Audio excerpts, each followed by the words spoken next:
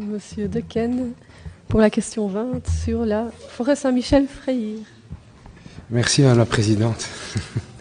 Alors, Monsieur le Ministre, jeudi 14 juin, vous avez présenté au gouvernement wallon le projet de contrat de gestion relatif au projet pilote pour expérimenter de nouveaux modes de gestion de la forêt. Il s'agit, nous le savons, du projet de Saint-Michel-Freyre. Lors de notre dernier échange sur ce dossier, vous m'aviez indiqué que le projet de contrat de gestion est en voie de finalisation. Si j'ai bien lu la presse, tout cela est aujourd'hui finalisé. Pouvez-vous nous en donner les principaux axes? Confirmez-vous l'adhésion de l'ensemble des parties, à la fois les chasses de la Couronne et la Fondation Peridaisa?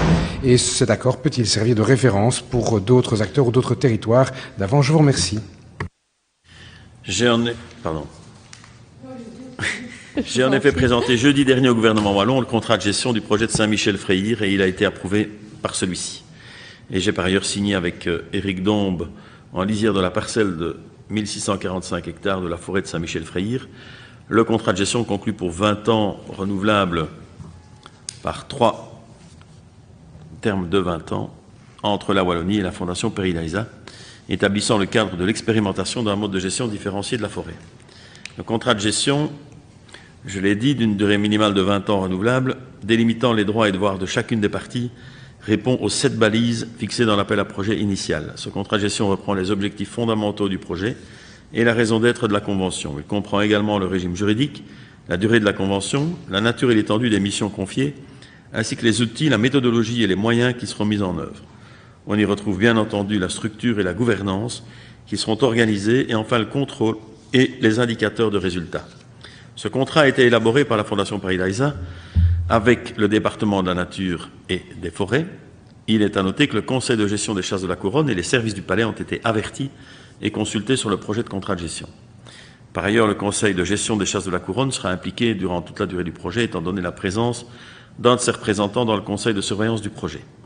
Pour rappel, ce projet est orienté sur la conservation de la nature et de la biodiversité de la zone concernée.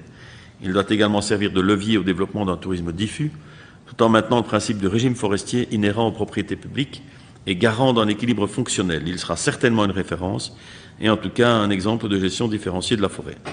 Si les communes de la zone désirent le rejoindre, le projet, il faudra qu'elles signent elles aussi un contrat de gestion en bonne et due forme avec la région wallonne, les forêts communales étant des forêts de droit public soumises au régime forestier et bien entendu avec le porteur du projet.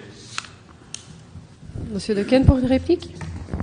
Oui, merci Monsieur le Ministre pour votre réponse. On ne peut que se réjouir d'un projet qui a pour objectif de mener sur une phase grandeur, enfin sur un territoire grandeur nature, c'est le cas de le dire, une phase de mode de collaboration entre le secteur associatif et les pouvoirs publics qui est, je pense, fortement intéressant en termes d'innovation.